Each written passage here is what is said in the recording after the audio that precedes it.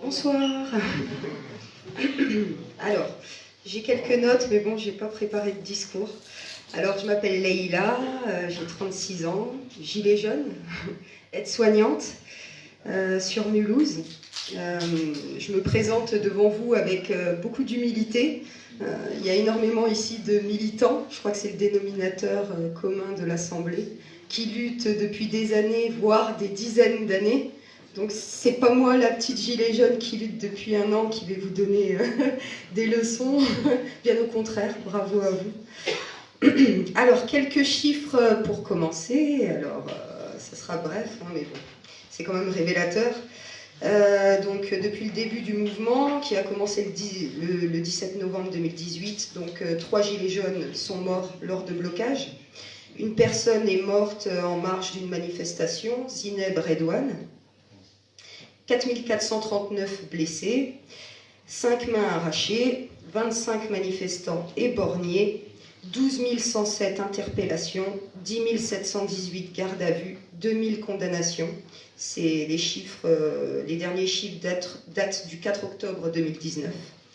Je vais donner un autre chiffre qui pour moi est révélateur du souci.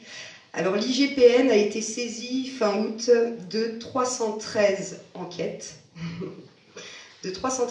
judiciaires. Et jusqu'à présent, un seul policier a été jugé, le 21 novembre, donc ça date pas d'il y a longtemps. Donc c'est un CRS qui a jeté un pavé le 1er mai, lors de la manifestation, qui a jeté un pavé sur des manifestants.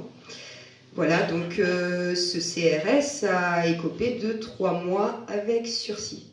Voilà. En parallèle, un gilet jaune à Strasbourg a été jugé pour avoir jeté un pavé sur des, j'allais dire des baqueux, excusez-moi. Quel est le nom des gens de la BAC? Les gens de la BAC. Voilà, lui a écopé de 8 mois de prison ferme. Et pour moi, vraiment, cet exemple, il est révélateur d'un État qui est de moins en moins un État de droit.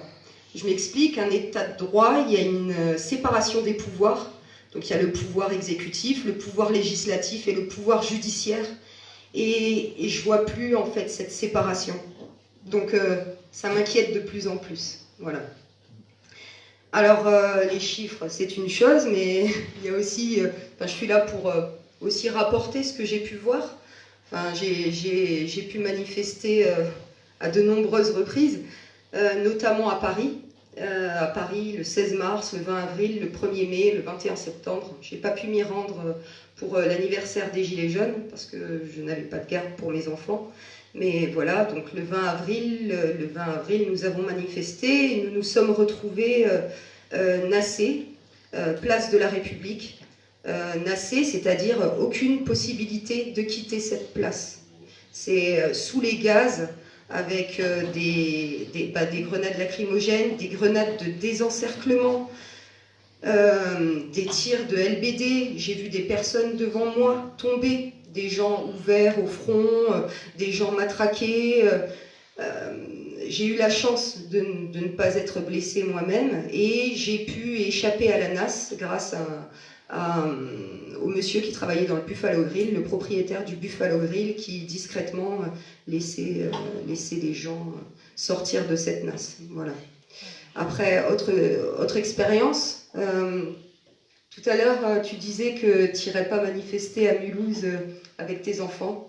Ben, moi j'ai commis cette erreur, je m'en veux d'ailleurs, mais donc au mois de juin, donc, les Gilets jaunes ont manifesté sur Mulhouse. Pour vous dire, on était une quarantaine en short, claquettes, des retraités, des enfants, dont les miens, de mes filles de 8 et 9 ans. Et en fait, tout est parti, tout est... Je sais pas comment expliquer, oui. Alors, donc, ils ont voulu interpeller un gilet jaune qui n'avait rien fait. Hein. Il s'était mis devant la police pour laisser passer une personne qui était en situation de handicap. Ils lui ont demandé ses papiers, il a dit qu'il les avait pas. Et ils lui ont ensuite dit qu'ils se moquaient de lui, enfin d'eux, pardon. Et il est parti, ils sont sortis de la voiture pour l'interpeller. Il est parti en courant. Et à partir de là, il y a eu un jet de canettes et ils ont commencé à jeter des gaz lacrymogènes sur des retraités, des personnes en situation de handicap et des enfants, dont les miens. Mais une absence de sang-froid, mais en fait une absence de sang-froid, pourquoi? Parce qu'ils ne seront jamais inquiétés. Ils peuvent faire absolument ce qu'ils veulent, ils ont carte blanche. Ce gouvernement leur donne totale carte blanche.